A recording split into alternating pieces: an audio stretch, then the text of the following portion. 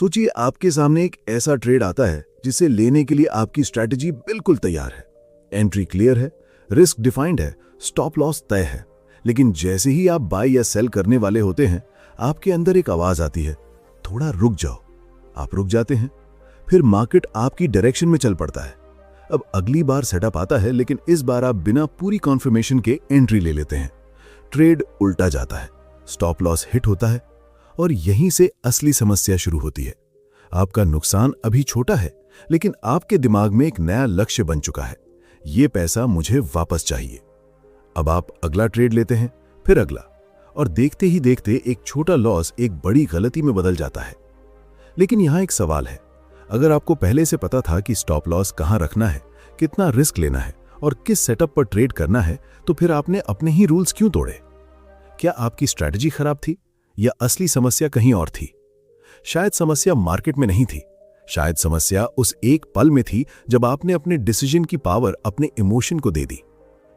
Trading में सबसे खतरनाक चीज कोई गलत स्ट्रैटेजी नहीं होती, सबसे खतरनाक चीज होती है सही स्ट्रैटेजी जानते हुए भी उसे सही समय पर फॉलो ना कर पाना। और यही कारण है कि ट्रेडिंग में सेल्फ कंट्रोल सिर्फ एक अच्छी आदत नहीं है, ये वो स्किल है जो तय करती है कि आपका नॉलेज वास्तव में आपके रिजल्ट्स में बदलेगा या नहीं। क्योंकि मार्केट आपको हर ट्रेड में ये नहीं पूछेगा कि आप कितना जानते हैं, मार्केट सिर्फ ये दिखाएगा कि जब पैसा सामने होगा तब आप खुद को कितना कंट्रोल कर सकते हैं।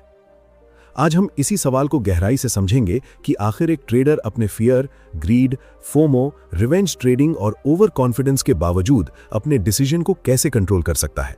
और सबसे महत्वपूर्ण बात, वो कौन सी मेंटल शिफ्ट है जिसके बाद आपको हर बार मार्केट को हराने की जरूरत महसूस नहीं होगी। क्योंकि शायद ट्रेडिंग में सबसे बड़ा एडवांटेज ज्यादा ट्रेड्स लेना नहीं है, शायद सबसे बड़ा एडवांटेज ये जानना है कि कब ट्रेड लेना है और कब अपने हाथ रोक लेना है। और हां दोस्तों, अगर आप इंट्राडे और स्कैल्पिंग ट्रेडिंग को सिर्फ देखकर नहीं बल्कि सही तरीके से सीख कर करना चाहते हैं, तो मैंने आपके लिए एक पूरा स्पेक वीडियो कोर्स तैयार किया है। मैंने ये कोर्स इसलिए नहीं बनाया कि आपको सिर्फ कुछ बातें बताकर छोड़ दूं, मैंने इसे इस तरह तैयार किया है कि आप ट्रेडिंग को एक सीरियस स्किल की तरह समझ सकें और अपनी गलतियों को पहचान कर बेहतर तरीके से आगे बढ़ सकें। और सबसे खास बात, इस पूरे कोर्स की कीमत मैंने सिर्फ 999 रुपए रखी है। मैं जानता हूं बहुत से लोग ट्रेडिंग सीखना चाहते हैं, लेकिन सही गाइडेंस के लिए बहुत ज्यादा पैसा खर्च नहीं कर सकते। इसलिए मैंने ये कोर्स आप लोगों के लिए बनाया है ताकि सीखने की शुरुआत एक प्रैक्टिकल और अफोर्डेबल तरीके से हो सके। और अगर आपका फोकस इंट्राडे या स्कैल्पिंग नहीं बल्कि स्विंग ट्रेडिंग है, तो उसका भी पूरा वीडियो कोर्स आप सिर्फ 999 रुपए में ले सकते हैं।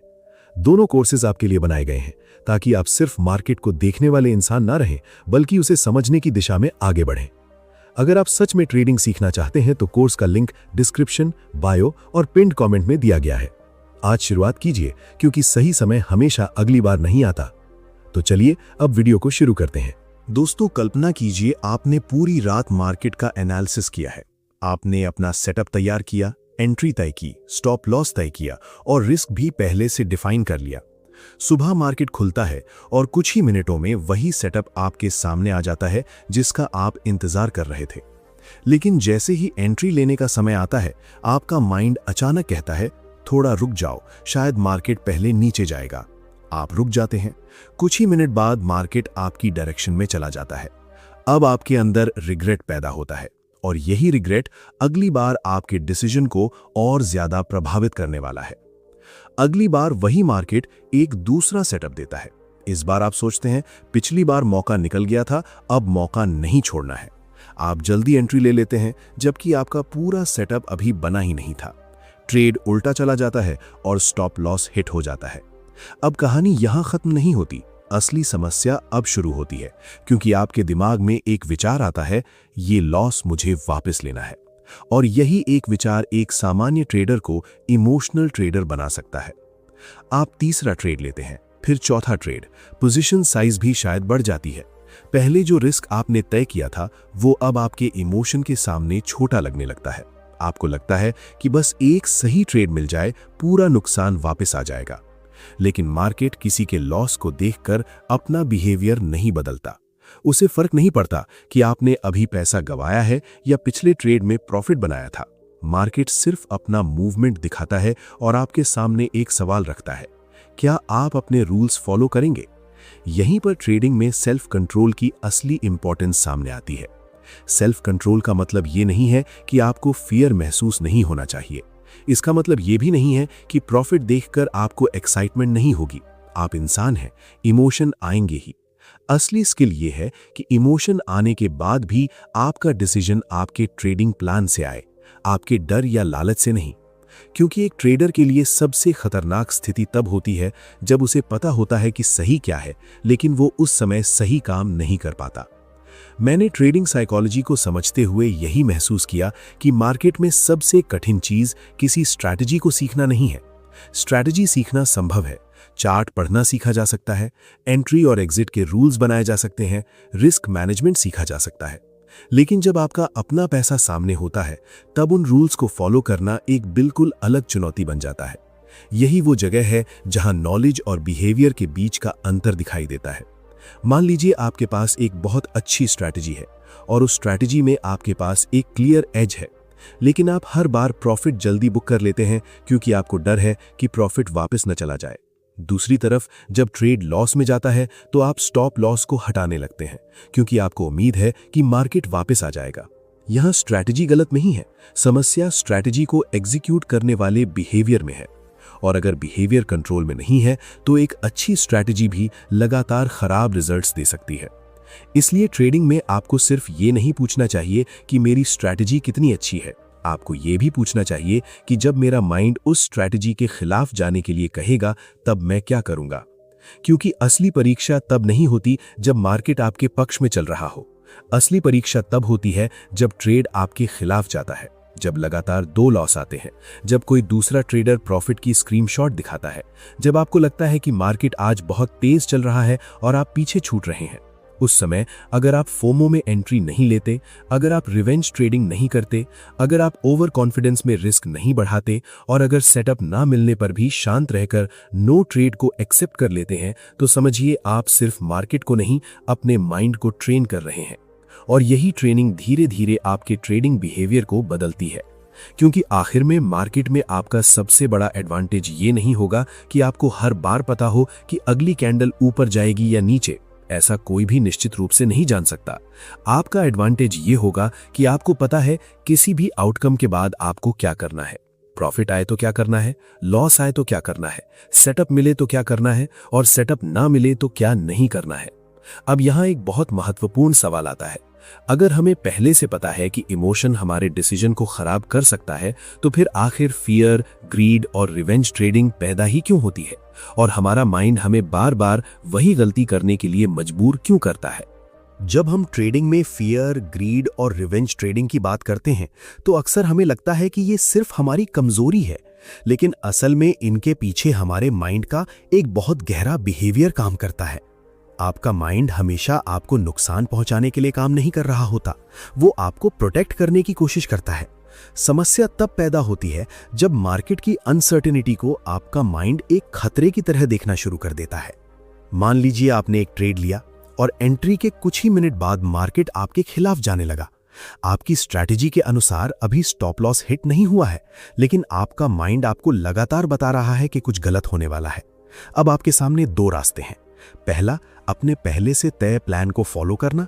दूसरा, डर के कारण ट्रेड को जल्दी क्लोज कर देना। बहुत से ट्रेडर्स दूसरे रास्ते को चुनते हैं क्योंकि उस समय उन्हें लगता है कि लॉस को छोटा कर लेना ही समझदारी है। लेकिन अगर यही बिहेवियर बार बार दोहराया जाए तो एक बहुत बड़ा प्रॉब्लम पैदा होता है। आप अपनी स्ट्रैटेजी के वास्तविक एज को कभी जान ही नहीं पाएंगे क्योंकि आपने स्ट्रैटेजी को उसके पूरे रूल्स के साथ एग्जीक्यूट ही नहीं किया। आपने हर बार अपने इमोशन के हिसाब से ट्रेड को बदल दिया। फिर कुछ समय बाद आप कहेंगे मेरी स्ट्रैटेजी काम नहीं करती, जबकि शायद स्ट्रैटेजी की समस्या नहीं थी। समस्या ये थी कि आपने उसे लगातार और डिसिप्लिन के साथ एग्जीक्यूट ही नहीं किया। अब इसका दूसरा हिस्सा और भी दिलचस्प है। जब मार्केट आपके पक्ष में जाता है तब वही माइंड बिल्कुल अलग बिहेवियर दिखा सकता है। मान लीजिए आपका ट्रेड प्रॉफिट में है। आपने पहले तय किया था कि एक निश्चित लेवल पर प्रॉफिट प्रोटेक्ट करेंगे, लेकिन जैसे जैसे प्राइस ऊपर जाता है आपके अंदर ग्रीड बढ़ने लगती है। आपको लगता है थोड़ा और इंतजार करता हूं, शायद और बड़ा प्रॉफिट मिल जाए। फिर मार्केट अचानक रिवर्स हो जाता है और आपका अच्छा प्रॉफिट बहुत कम हो जाता है या कभी-कभी लॉस में भी बदल जाता है। अब सोचिए, कुछ मिनट पहले तक आपको डर था कि प्रॉफिट कहीं चला न जाए, और फिर ग्रीड के कारण आपने वही प्रॉफिट प्रोटेक्ट नहीं किया। यही ट्रेडिंग की साइकोलॉजी है। एक ही इंसान कुछ मिनटों के अंदर फियर से ग्रीड और ग्रीड से रिग्रेट में जा सकता है। इसलिए सिर्फ ये कहना कि इमोशन को कंट्रोल करो काफी नहीं है। आपको ये समझना पड़ेगा कि इमोशन किस समय पैदा होता है और वो आपके डिसीजन को किस तरह प्रभावित करता है। सबसे खतरनाक स्थिति तब आती है जब आपका एक लॉस आपके लिए सिर्फ एक लॉस नहीं रहता, वो आपकी ईगो का सवाल बन जाता है। आप सोचने लगते हैं, मैं गलत कैसे हो सकता हूं, मार्केट को वापस घूमना ही चाहिए। और जब मार्केट आपकी उम्मीद के अनुसार नहीं चलता तो आप पोजीशन बढ़ा देते हैं, स्टॉप लॉस दूर कर देते हैं या एक नया ट्रेड ले लेते हैं। अब आप मार्केट को एनालाइज नहीं कर रहे होते, आप अपने पिछले लॉस को रिकवर करने की कोशिश कर रहे होते हैं। यही रिवेंज ट्रेडिंग का आधार है। आपने पहले ट्रेड में जो पैसा खोया उसे वापस पाने की इच्छा इतनी मजबूत हो जाती है कि आपका अगला डिसीजन ऑब्जेक्टिव नहीं रहता, और जब डिसीजन ऑब्जेक्टिव नहीं रहता तब रिस्क भी धीरे धीरे कंट्रोल से बाहर जाने लगता है। एक छोटा लॉस बड़ा लॉस बन सकता है, और बड़ा लॉस आपके माइंड पर और ज्यादा प्रेशर डाल सकता है। फिर आप और ज्यादा जल्दी में डिसीजन लेने लगते हैं। लेकिन यहां एक बहुत महत्वपूर्ण बात समझिए, आपका काम मार्केट से अपना पैसा वापस लेना नहीं है, आपका काम सिर्फ अपने प्रोसेस को फॉलो करना है। अगर आपका सेटअप सही है और रिस्क आपके रूल्स के अंदर है तो ट्रेड लिया जा सकता है। अगर सेटअप नहीं है तो नो ट्रेड भी एक वैलिड डिसीजन है। आपको हर दिन प्रॉफिट बनाने की मजबूरी से बाहर निकलना होगा, क्योंकि जैसे ही आपको लगता है कि आज हर हाल में पैसा कमाना है, आपका माइंड अपॉर्चुनिटीज ढूंढने के बजाय एक्सक्यूजेस ढूंढना शुरू कर देता है। सेल्फ कंट्रोल की शुरुआत यहीं से होती है। आपको अपने माइंड की हर आवाज पर एक्शन लेने की जरूरत नहीं है। डर आया इसका मतलब ये नहीं कि ट्रेड बंद करना है। ग्रीड आई इसका मतलब ये नहीं कि पोजीशन बढ़ानी है। फोमो आया इसका मतलब ये नहीं कि मार्केट में कूद जाना है। इमोशन एक सिग्नल हो सकता है, लेकिन उसे डिसीजन मेकर बनाना जरूरी नहीं है। और अब सबसे बड़ा सवाल यह है कि अगर फियर और ग्रीड को पूरी तरह खत्म नहीं किया जा सकता तो एक ट्रेडर आखिर अपने इमोशन के बावजूद सही डिसीजन लेना कैसे सीख सकता है, और वो कौन सा तरीका है जिससे सेल्फ कंट्रोल धीरे धीरे एक नेचुरल ट्रेडिंग हैबिट बन सकता है। सेल्फ कंट्रोल को मजबूत करने का पहला कदम यह समझना है कि आपको अपने इमोशन से लड़ना नहीं है, आपको उसे पहचानना है। क्योंकि जितना ज्यादा आप फियर को दबाने की कोशिश करेंगे उतना ही आपका माइंड उस फियर पर फोकस करेगा। ट्रेडिंग में इसका मतलब यह है कि अगर ट्रेड लेने से पहले आपके अंदर डर पैदा हो रहा है तो आपको तुरंत यह सोचने की जरूरत नहीं कि डर गलत है। आपको सिर्फ यह देखना है कि क्या आपका डर आपके ट्रेडिंग प्लान के किसी वास्तविक रिस्क पर आधारित है या सिर्फ अनसर्टेनिटी के कारण पैदा हो रहा है। मान लीजिए आपने किसी सेटअप पर पहले से तय किया है कि आप एक निश्चित रिस्क के साथ ट्रेड करेंगे। एंट्री भी क्लियर है और स्टॉप लॉस भी तय है। अब एंट्री के समय आपको डर लग रहा है। यहां सेल्फ कंट्रोल का मतलब यह नहीं है कि आप खुद को जबरदस्ती बोलें मुझे डरना नहीं चाहिए, बल्कि आपको खुद से कहना है डर मौजूद है लेकिन मेरा रिस्क पहले से डिफाइंड है और मेरा डिसीजन मेरे प्लान के अनुसार है। अब मुझे सिर्फ अपने प्रोसेस को फॉलो करना है। यही फर्क एक इमोशनल डिसीजन और डिसिप्लिन डिसीजन के बीच होता है। इसी तरह अगर आप प्रॉफिट में हैं और आपके अंदर ग्रीड पैदा हो रही है तो आपको अपने इमोशन को गलत साबित करने की जरूरत नहीं है। आपको सिर्फ ये याद रखना है कि आपने ट्रेड लेने से पहले क्या तय किया था। अगर आपका एग्जिट रूल पहले से डिफाइंड था तो सिर्फ इसलिए उसे बदलना कि अब आपको और ज्यादा प्रॉफिट चाहिए आपके प्रोसेस को कमजोर कर सकता है।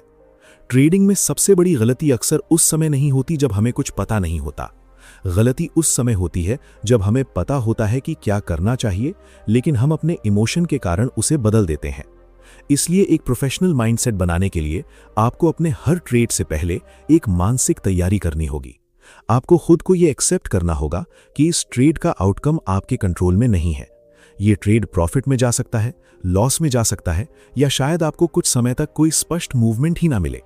इन तीनों पॉसिबिलिटीज को पहले से एक्सेप्ट करने के बाद आपका माइंड किसी एक आउटकम से चिपकता नहीं है, और जब आपको किसी एक आउटकम को हासिल करने की मजबूरी नहीं रहती तब आपका डिसीजन ज्यादा क्लियर होने लगता है। यही वजह है कि ट्रेडिंग में प्रोबेबिलिटी की सोच इतनी महत्वपूर्ण है। आपको ये नहीं सोचना कि ये ट्रेड जरूर जीतेगा, आपको ये सोचना है कि अगर मेरे सेटअप में एक वास्तविक एज है तो मुझे उसे पर्याप्त ट्रेड्स में कंसिस्टेंटली एग्जीक्यूट करना है। एक ट्रेड आपके स्किल का फाइनल रिजल्ट नहीं है, एक लॉस ये साबित नहीं करता कि आप गलत ट्रेडर हैं, और एक प्रॉफिट ये साबित नहीं करता कि आपकी हर डिसीजन सही थी। आपको अपने परफॉर्मेंस को एक बड़े सैंपल साइज में देखना होगा। अब यहां सेल्फ कंट्रोल का एक और महत्वपूर्ण हिस्सा आता है, और वो है अपने रूल्स को पहले से तय करना। जब मार्केट तेजी से मूव कर रहा होता है, तब नया रूल बनाना बहुत मुश्किल होता है। उस समय आपका इमोशन मजबूत होता है। इसलिए बेहतर तरीका यह है कि जब आप शांत हों, तब अपने रूल्स डिफाइन करें। कितना रिस्क लेना है, किस सिचुएशन में एंट्री नहीं लेनी है, कब ट्रेड से बाहर निकलना है, और लगातार कितने लॉस के बाद ट्रेडिंग रोकनी है, इन चीजों का डिसीजन पहले लिया जा सकता है। क्योंकि जब रूल्स पहले से तय होते हैं, तब आपको हर बार मार्केट के सामने अपने इमोशन के साथ निगोशिएशन नहीं करनी पड़ती। आपको सिर्फ ये देखना होता है कि सिचुएशन आपके रूल के अंदर है या नहीं। अगर है तो प्लान फॉलो कीजिए, अगर नहीं है तो बाहर रहिए। ये सुनने में बहुत सिंपल लगता है, लेकिन इसी सिंपल प्रोसेस को लगातार फॉलो करना ट्रेडिंग में सबसे कठिन मेंटल स्किल्स में से एक हो सकता है। और सेल्फ कंट्रोल सिर्फ ट्रेड के दौरान डेवलप नहीं होता, ये ट्रेड के बाद भी डेवलप होता है। हर दिन अपने ट्रेड्स को रिव्यू कीजिए और खुद से ईमानदारी से पूछिए, मैंने आज प्रॉफिट कितना बनाया या लॉस कितना किया। इससे पहले ये देखिए कि मैंने अपने रूल्स कितनी बार फॉलो किए। क्योंकि अगर आपने अपने रूल्स फॉलो किए और ट्रेड लॉस हो गया, तो ये जरूरी नहीं कि आपने गलत डिसीजन लिया था। लेकिन अगर आपने रूल्स तोड़े और ट्रेड प्रॉफिट में चला गया, तब भी वो जरूरी नहीं कि वो अच्छा डिसीजन था। यही सोच धीरे धीरे आपके माइंड को एक नई दिशा देती है। आप आउटकम से ज्यादा प्रोसेस पर फोकस करना शुरू करते हैं। आप हर कैंडल में अपॉर्चुनिटी ढूंढने के बजाय सिर्फ अपने सेटअप का इंतजार करते हैं। आप लॉस को पर्सनल फेलियर समझने के बजाय ट्रेडिंग का एक पॉसिबल आउटकम मानते हैं। और सबसे महत्वपूर्ण, आप ये समझने लगते हैं कि नो ट्रेड भी एक डिसीजन है। लेकिन अब एक और गहरी समस्या सामने आती है। अगर हमें अपने रूल्स पहले से पता है, हम अपने इमोशन को पहचान भी लेते हैं, फिर भी कई बार उसी समय हमारा हाथ वही गलत बटन क्यों दबा देता है? आखिर वो कौन सी मेंटल गलती है जो सेल्फ कंट्रोल को सबसे ज्यादा कमजोर करती है और जिसे समझे बिना कोई ट्रेडर लंबे समय तक डिसिप्लिन्ड नहीं रह सकता? सेल्फ कंट्रोल को सबसे ज्यादा कमजोर करने वाली चीज अक्सर कोई बड़ा लॉस नहीं होता। असली समस्या उससे पहले शुरू हो जाती है जब आपका माइंड किसी एक आउटकम से अटैच हो जाता है। आप ट्रेड लेने से पहले ही मन में तय कर लेते हैं कि ये ट्रेड सही जाना चाहिए, आपको प्रॉफिट चाहिए, आपको अपनी एनालिसिस सही साबित करनी है। और जैसे ही आपका माइंड किसी एक रिजल्ट को जरूरी मान लेता है, उसी पल आपका डिसीजन न्यूट्रल नहीं रहता। मान लीजिए आपने किसी स्टॉक या इंडेक्स का एनालिसिस किया और आपको पूरा कॉन्फिडेंस है कि मार्केट ऊपर जाने वाला है। आपने एंट्री ले ली, लेकिन मार्केट थोड़ी देर बाद नीचे जाने लगता है। अब आपके सामने दो चीजें हैं। एक तरफ आपका ट्रेडिंग प्लान है, दूसरी तरफ आपका विश्वास कि मार्केट को ऊपर जाना ही चाहिए। अगर आपका प्लान कहता है कि इस लेवल पर आपका ट्रेड इनवैलिड हो चुका है, तो बाहर निकलना आसान होना चाहिए। लेकिन जब आपका ईगो उस ट्रेड के साथ जुड़ जाता है, तब एग्जिट करना मुश्किल हो जाता है। आपको लगता है अगर मैं अभी निकल गया तो इसका मतलब मेरी एनालिसिस गलत थी। यही एक बहुत खतरनाक मेंटल ट्रैप पैदा होता है। आप मार्केट को एक्सेप्ट करने के बजाय मार्केट से अपनी उम्मीद पूरी करवाना चाहते हैं, लेकिन मार्केट आपकी उम्मीद के हिसाब से नहीं चलता। मार्केट को यह साबित करने की कोई जरूरत नहीं कि आपकी एनालिसिस सही थी, वो सिर्फ प्राइस मूवमेंट दिखाता है। आपका काम उस मूवमेंट के साथ अपनी रिस्क को मैनेज करना है, उससे बहस करना नहीं। यही कारण है कि सेल्फ कंट्रोल का सबसे महत्वपूर्ण हिस्सा है आउटकम को एक्सेप्ट करना। एक्सेप्ट करने का मतलब ये नहीं कि आपको लॉस पसंद होना चाहिए। इसका मतलब सिर्फ इतना है कि आपको पहले से ये मानकर चलना होगा कि हर ट्रेड में आपका अनुमान गलत हो सकता है। जब आप इस पॉसिबिलिटी को पहले ही एक्सेप्ट कर लेते हैं, तब लॉस आने पर आपका माइंड उसे इमरजेंसी की तरह नहीं देखता। लेकिन जब आप लॉस को एक्सेप्ट नहीं करते, तब आपका बिहेवियर बदलने लगता है। आप स्टॉप लॉस को थोड़ा और दूर करने लगते हैं, फिर सोचते हैं कि बस मार्केट वापस आने वाला है। फिर आप अपनी पोजीशन को ज्यादा देर तक होल्ड करते हैं, और कभी-कभी एक छोटी गलती इतनी बड़ी हो जाती है कि उसे रिकवर करने के लिए आपको कई सही ट्रेड्स की जरूरत पड़ती है। अब इसी चीज का दूसरा रूप प्रॉफिट में दिखाई देता है। आपने ट्रेड लिया और मार्केट आपके पक्ष में तेजी से चल पड़ा। आपका प्लान कहता है कि एक निश्चित जगह प्रॉफिट प्रोटेक्ट करना है, लेकिन अब आपका माइंड कहता है अभी क्यों निकलूं, प्राइस और ऊपर जाएगा। आप अपने रूल को बदल देते हैं। कुछ समय बाद मार्केट रिवर्स करता है, जो प्रॉफिट आपके सामने था वो कम हो जाता है। फिर आपके अंदर फ्रस्ट्रेशन आता है और आप सोचते हैं कि अगर मैंने थोड़ा पहले एग्जिट कर लिया होता तो कितना अच्छा होता। यहाँ समस्या मार्केट की नहीं थी, समस्या ये थी कि आपने अपने प्लान को आउटकम के बीच में बदल दिया। ट्रेडिंग में डिसिप्लिन का मतलब सिर्फ अच्छे समय में अपने रूल्स फॉलो करना नहीं है। डिसिप्लिन का असली मतलब है जब आपका इमोशन आपको रूल बदलने के लिए कहे तब भी अपने पहले से तय प्रोसेस पर टिके रहना। और इसके लिए एक बहुत ज़रूरी मेंटल शिफ्ट चाहिए। आपको ये समझना होगा कि आपका काम भविष्यवाणी करना नहीं है, आपका काम प्रोबेबिलिटी के साथ काम करना है। आप ये नहीं जानते कि अगली कैंडल क्या करेगी, आप ये नहीं जानते कि अगला ट्रेड विनर होगा या लूजर, लेकिन आप ये तय कर सकते हैं कि अगर मार्केट आपके खिलाफ गया तो आपका रिस्क कितना होगा, और अगर मार्केट आपके पक्ष में गया तो आप अपने प्लान के अनुसार उसे कैसे मैनेज करेंगे। जब ये सोच विकसित होती है तब ट्रेडिंग धीरे धीरे एक इमोशनल गेम से प्रोसेस बेस्ड एक्टिविटी बनने लगती है। आप हर ट्रेड को अपनी इंटेलिजेंस का टेस्ट नहीं मानते, आप हर लॉस को अपनी फेलियर नहीं मानते, आप हर प्रॉफिट को अपनी जीनियस का प्रूफ नहीं मानते। आप सिर्फ ये देखते हैं कि क्या आपने अपना प्रोसेस फॉलो किया। लेकिन यहाँ एक और चीज़ है जो बहुत से ट्रेडर्स को पता ही नहीं चलती। कभी कभी आप रूल्स फॉलो करने के बावजूद भी सेल्फ कंट्रोल खो सकते हैं, क्योंकि असली समस्या ट्रेड के अंदर नहीं बल्कि आपकी डेली ट्रेडिंग रूटीन और लगातार बढ़ती मेंटल प्रेशर में छिपी होती है। तो सवाल यह है, एक ट्रेडर अपने पूरे ट्रेडिंग डे को इस तरह कैसे स्ट्रक्चर करे कि डिसीजन लेने के समय उसका माइंड पहले से शांत, क्लियर और डिसिप्लिन रहे और वो बार बार इमोशन के ट्रैप में न फंसे। सेल्फ कंट्रोल को सबसे ज्यादा कमजोर करने वाली चीज अक्सर कोई बड़ा लॉस नहीं होता। असली समस्या उससे पहले शुरू हो जाती है जब आपका माइंड किसी एक आउटकम से अटैच हो जाता है। आप ट्रेड लेने से पहले ही मन में तय कर लेते हैं कि ये ट्रेड सही जाना चाहिए, आपको प्रॉफिट चाहिए, आपको अपनी एनालिसिस सही साबित करनी है। और जैसे ही आपका माइंड किसी एक रिजल्ट को जरूरी मान लेता है, उसी पल आपका डिसीजन न्यूट्रल नहीं रहता। मान लीजिए आपने किसी स्टॉक या इंडेक्स का एनालिसिस किया और आपको पूरा कॉन्फिडेंस है कि मार्केट ऊपर जाने वाला है। आपने एंट्री ले ली, लेकिन मार्केट थोड़ी देर बाद नीचे जाने लगता है।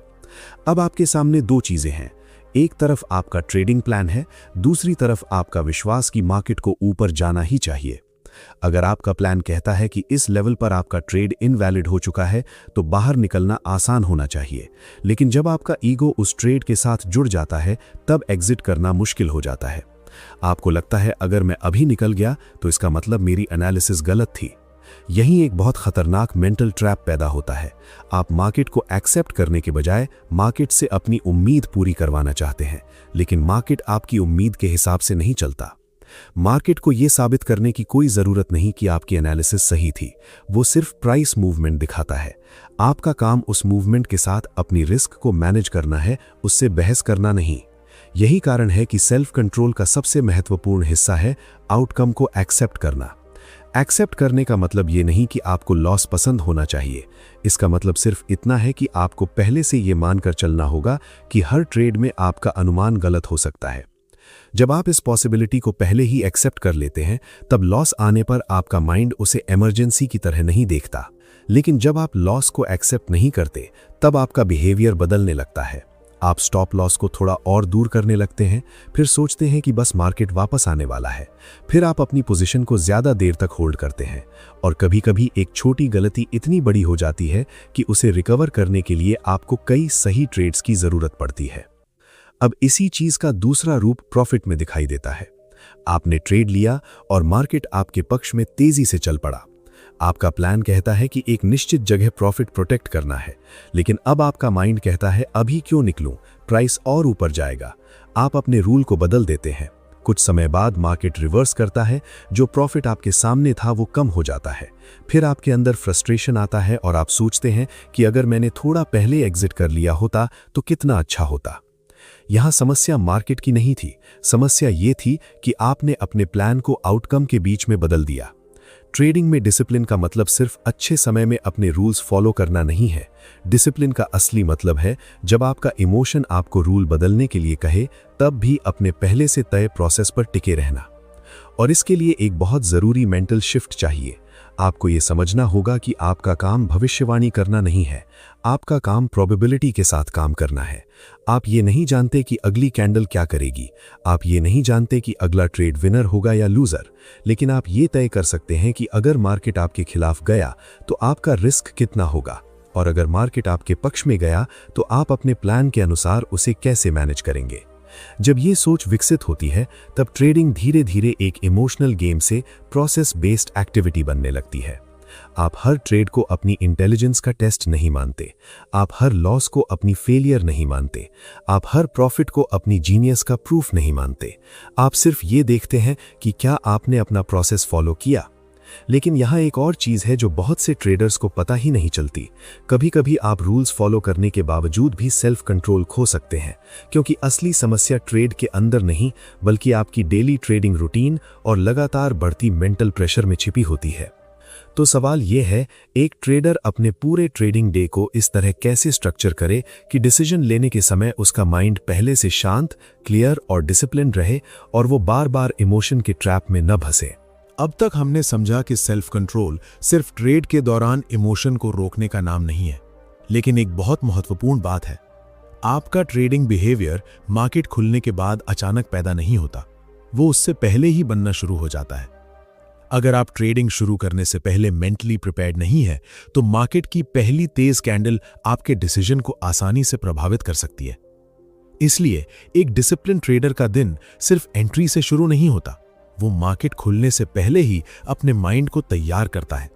उसे पता होता है कि आज उसे क्या करना है और उससे भी ज्यादा महत्वपूर्ण क्या नहीं करना है। क्योंकि अगर आपने अपने माइंड को पहले से कोई डायरेक्शन नहीं दी तो मार्केट खुद आपके लिए डायरेक्शन तय कर देगा। मान लीजिए आप सुबह मार्केट ओपन करते ही सीधे चार्ट्स देखने लगते हैं। एक स्टॉक तेजी से ऊपर जा रहा है, दूसरा स्टॉक नीचे गिर रहा है, कहीं ब्रेकआउट दिखाई दे रहा है, कहीं कोई अचानक स्पाइक आ रहा है। अब आपका माइंड लगातार अपॉर्चुनिटीज खोजने लगता है। आपको लगता है अगर मैंने अभी एंट्री नहीं ली तो मौका निकल जाएगा। यही फोमो धीरे धीरे आपके सेल्फ कंट्रोल को कमजोर करता है। लेकिन अगर आपने पहले से तय कर लिया है कि मैं सिर्फ अपने डिफाइंड सेटअप का इंतजार करूंगा, तो मार्केट की हर मूवमेंट आपको आकर्षित नहीं करेगी। आप उसे देखेंगे लेकिन हर मूवमेंट पर एक्शन लेने की जरूरत महसूस नहीं करेंगे। यही फर्क एक रिएक्टिव ट्रेडर और प्रोसेस बेस्ड ट्रेडर के बीच होता है। आपको यह समझना होगा कि ट्रेडिंग में सबसे ज्यादा डिसीजंस लेना आपकी प्रोडक्टिविटी का प्रूफ नहीं है। कई बार कम डिसीजंस लेना ज्यादा बेहतर होता है। अगर पूरे दिन में आपके सेटअप के अनुसार सिर्फ एक अपॉर्चुनिटी बनी तो सिर्फ एक ट्रेड लेना भी पर्याप्त हो सकता है, और अगर कोई सेटअप नहीं बना तो पूरे दिन नो ट्रेड रहना भी एक वैलिड ट्रेडिंग डे हो सकता है। लेकिन यहां एक बहुत बड़ी मेंटल प्रॉब्लम आती है। जब आप कई घंटे मार्केट देखते हैं और कोई ट्रेड नहीं लेते तो आपका माइंड आपको महसूस कराता है कि आपने आज कुछ किया ही नहीं। आपको लगता है कि बाकी लोग प्रॉफिट बना रहे होंगे और मैं बस बैठा हुआ हूं। यही तुलना आपको जबरदस्ती ट्रेड लेने की तरफ धकेल सकती है। इसलिए सेल्फ कंट्रोल का एक हिस्सा यह भी है कि आप अपने माइंड को रिजल्ट से नहीं, प्रोसेस से मेजर करें। अगर आज आपने कोई ट्रेड नहीं लिया लेकिन आपने खराब सेटअप को रिजेक्ट किया, फोमो को कंट्रोल किया और अपने रिस्क रूल्स फॉलो किए, तो आपने वास्तव में एक महत्वपूर्ण स्किल की प्रैक्टिस की है। अब बात करते हैं मेंटल प्रेशर की। लगातार चार्ट्स देखने से आपका माइंड थक सकता है। जब आप बहुत लंबे समय तक मार्केट में बैठे रहते हैं तो डिसीजन क्वालिटी धीरे धीरे कमजोर हो सकती है। शुरुआत में आप एक सेटअप को बहुत केयरफुली एनालाइज करते हैं, लेकिन कुछ घंटों बाद वही व्यक्ति हर छोटी मूवमेंट को अपॉर्चुनिटी समझने लगता है। यही कारण है कि ट्रेडिंग में सिर्फ स्ट्रैटेजी नहीं, मेंटल एनर्जी का मैनेजमेंट भी जरूरी है। अगर आपने लगातार कई ट्रेड्स लिए हैं या लगातार लॉस देखा है तो कुछ समय के लिए स्क्रीन से दूर होना कमजोरी नहीं है, यह सेल्फ कंट्रोल का हिस्सा हो सकता है। क्योंकि आपको हर मोमेंट मार्केट में उपस्थित रहना जरूरी नहीं है। आपको सिर्फ उन मोमेंट्स में उपस्थित रहना है जहां आपका एज मौजूद है। और एक और महत्वपूर्ण चीज है, अपने ट्रेडिंग डे का एंड भी तय करना। कई ट्रेडर्स प्रॉफिट में होने के बाद भी बार बार ट्रेड करते रहते हैं। उन्हें लगता है कि आज मार्केट अच्छा चल रहा है, थोड़ा और बना लेते हैं। इसी तरह कुछ ट्रेडर्स लॉस के बाद मार्केट बंद होने तक पैसा वापस लेने की कोशिश करते रहते हैं। दोनों स्थितियों में एक ही समस्या है, उन्होंने अपनी इमोशनल बाउंड्री तय नहीं की। आपको यह स्वीकार करना होगा कि हर दिन आपका बेस्ट ट्रेडिंग डे नहीं होगा। कुछ दिन मार्केट आपके सेटअप के लिए अच्छा होगा, कुछ दिन नहीं होगा। कुछ दिन प्रॉफिट होगा, कुछ दिन लॉस होगा और कुछ दिन शायद कोई मीनिंगफुल अपॉर्चुनिटी ही नहीं मिलेगी। लेकिन आपका उद्देश्य हर दिन कुछ हासिल करना नहीं है। आपका उद्देश्य लंबे समय तक अपने प्रोसेस को सही तरीके से एग्जीक्यूट करना है। जब आप इस सोच के साथ ट्रेडिंग करते हैं तब मार्केट का हर छोटा मूवमेंट आपके इमोशन को कंट्रोल नहीं करता। आप तेजी देखकर एक्साइटेड नहीं होते, गिरावट देखकर पैनिक नहीं करते और किसी दूसरे ट्रेडर के प्रॉफिट को देखकर अपना प्लान नहीं बदलते। धीरे धीरे आपका माइंड सीखने लगता है कि हर चीज पर रिएक्शन देना जरूरी नहीं है। यही सेल्फ कंट्रोल का अगला लेवल है। आपको सिर्फ अपने हाथ को रोकना नहीं है, आपको अपने अटेंशन को भी कंट्रोल करना है। आपका अटेंशन जहां जाएगा, आपकी इमोशन भी अक्सर वही जाएगी। अगर आपका पूरा फोकस सिर्फ इस बात पर है कि आज कितना प्रॉफिट होगा, तो आपका माइंड लगातार आउटकम खोजेगा। लेकिन अगर आपका फोकस प्रोसेस पर है, तो आपका माइंड उन चीजों पर ध्यान देगा जिन्हें आप वास्तव में कंट्रोल कर सकते हैं। लेकिन अब एक और सवाल सामने आता है। अगर कोई ट्रेडर अपनी रूटीन ठीक कर ले, अपने रूल्स बना ले और अपने इमोशन को पहचानना भी सीख ले, तो क्या वो फिर भी कभी सेल्फ कंट्रोल खो सकता है? और अगर हां, तो आखिर वो कौन सी स्थिति है जहां प्रॉफिट और कॉन्फिडेंस खुद एक ट्रेडर के सबसे बड़े दुश्मन बन सकते हैं? अब तक हमने fear, greed, FOMO, revenge trading और ओवर कॉन्फिडेंस को समझा। हमने ये भी समझा कि सेल्फ कंट्रोल सिर्फ ट्रेड के समय खुद को रोकने का नाम नहीं है। असली सेल्फ कंट्रोल तब दिखाई देता है जब आप अपने इमोशन को पहचानने के बाद भी अपने प्रोसेस से बाहर नहीं जाते। लेकिन अब इस पूरी बात का सबसे महत्वपूर्ण हिस्सा समझिए। आपको मार्केट को कंट्रोल करने की कोशिश बंद करनी होगी, क्योंकि मार्केट आपके कंट्रोल में कभी था ही नहीं। आप अगली कैंडल को कंट्रोल नहीं कर सकते। आप ये तय नहीं कर सकते कि आपका अगला ट्रेड प्रॉफिट में जाएगा या लॉस में। आप किसी दूसरे ट्रेडर के डिसीजन को कंट्रोल नहीं कर सकते। यहां तक कि आपका सबसे अच्छा एनालिसिस भी मार्केट के आउटकम की गारंटी नहीं दे सकता। लेकिन आपके पास एक ऐसी चीज है जिसे आप धीरे धीरे मजबूत कर सकते हैं, और वो है आपका अपना बिहेवियर। जब आप ये समझना शुरू करते हैं, तब ट्रेडिंग का पूरा नजरिया बदलने लगता है। आप मार्केट से लड़ना बंद करते हैं। आप हर ट्रेड को अपनी इंटेलिजेंस का टेस्ट मानना बंद करते हैं। आपको हर बार सही साबित होने की जरूरत महसूस नहीं होती। आप ये स्वीकार करना शुरू करते हैं कि कुछ ट्रेड्स आपके पक्ष में जाएंगे और कुछ आपके खिलाफ। आपका काम सिर्फ ये देखना है कि दोनों परिस्थितियों में आपका बिहेवियर कैसा रहता है। अगर प्रॉफिट आया तो आप एक्साइटमेंट में अपने रूल्स नहीं बदलते। अगर लॉस आया तो आप रिवेंज ट्रेडिंग नहीं करते। अगर सेटअप नहीं मिला तो आप फोमो में कोई रैंडम एंट्री नहीं लेते। और अगर लगातार कुछ ट्रेड्स आपके पक्ष में चले गए तो आप ये नहीं मानते कि अब मार्केट आपको समझ आ गया है। आप वापस अपने प्रोसेस पर आते हैं। यही एक प्रोफेशनल माइंडसेट की पहचान है। प्रोफेशनल ट्रेडर हर दिन ये साबित करने की कोशिश नहीं करता कि वो सही है। वो सिर्फ ये सुनिश्चित करने की कोशिश करता है कि उसका रिस्क उसके कंट्रोल में रहे और उसके डिसीजंस उसके डिफाइंड प्रोसेस के अनुसार हों। और यही सोच सिर्फ ट्रेडिंग में नहीं, आपकी पूरी लाइफ में काम आ सकती है। जिंदगी में भी हर चीज आपके कंट्रोल में नहीं होती। कोई व्यक्ति आपके बारे में क्या सोचता है, कोई अपॉर्चुनिटी कब आएगी, कोई रिजल्ट कब मिलेगा, परिस्थितियां कब बदलेंगी, इन सब चीजों पर आपका पूरा कंट्रोल नहीं हो सकता। लेकिन आप अपनी मेहनत, अपना बिहेवियर, अपनी तैयारी और अपने रिस्पॉन्स को कंट्रोल कर सकते हैं। इसलिए अगर आप इस पूरी बात को अपनी लाइफ में इस्तेमाल करना चाहते हैं, तो आज से एक छोटा सा बदलाव कीजिए। जब भी कोई मुश्किल सिचुएशन आए, तुरंत रिएक्शन देने से पहले खुद से पूछिए, इस सिचुएशन में मेरे कंट्रोल में वास्तव में क्या है? फिर अपना ध्यान उसी चीज पर लगाइए। ट्रेडिंग में लॉस हुआ तो खुद को गाली देने के बजाय अपने प्रोसेस को रिव्यू कीजिए। गलती हुई तो उससे सीखिए, लेकिन एक गलती को अपनी आइडेंटिटी मत बनाइए। अगर आपने आज कोई गलत डिसीजन लिया तो इसका मतलब ये नहीं कि आप हमेशा गलत डिसीजन लेते हैं। इसका मतलब सिर्फ इतना है कि आज आपको अपने बिहेवियर से कुछ सीखने का मौका मिला। इसी तरह लाइफ में भी अगर कोई काम आपके हिसाब से नहीं हुआ तो तुरंत ये निष्कर्ष मत निकालिए कि आप असफल हैं। एक खराब रिजल्ट आपकी पूरी क्षमता को डिफाइन नहीं करता। आप उस रिजल्ट को एनालाइज कर सकते हैं, उससे सीख सकते हैं और अगली बार बेहतर तैयारी कर सकते हैं। और एक बहुत महत्वपूर्ण आदत अपने जीवन में जरूर डालिए। हर दिन थोड़ा समय सेल्फ रिव्यू के लिए निकालिए। खुद से पूछिए, आज मैंने कहां अपने इमोशन को अपने ऊपर हावी होने दिया, कहां मैंने सही डिसीजन लिया, कहां मैंने जल्दबाजी की, और कल मैं सिर्फ एक चीज क्या बेहतर कर सकता हूं। आपको एक दिन में अपनी पूरी पर्सनालिटी बदलने की जरूरत नहीं है। छोटे छोटे सुधार लगातार करते रहिए। याद रखिए, सेल्फ कंट्रोल का मतलब परफेक्ट बन जाना नहीं है। इसका मतलब है हर बार जब आप अपने इमोशन के कारण गलत डायरेक्शन में जाने वाले हों, तब खुद को वापस सही डायरेक्शन में लाने की क्षमता विकसित करना। ट्रेडिंग में आपका सबसे बड़ा प्रॉफिट शायद कोई बड़ा ट्रेड नहीं होगा। आपका सबसे बड़ा प्रॉफिट वो डिसिप्लिन होगा जो आपको लंबे समय तक गेम में बनाए रखे।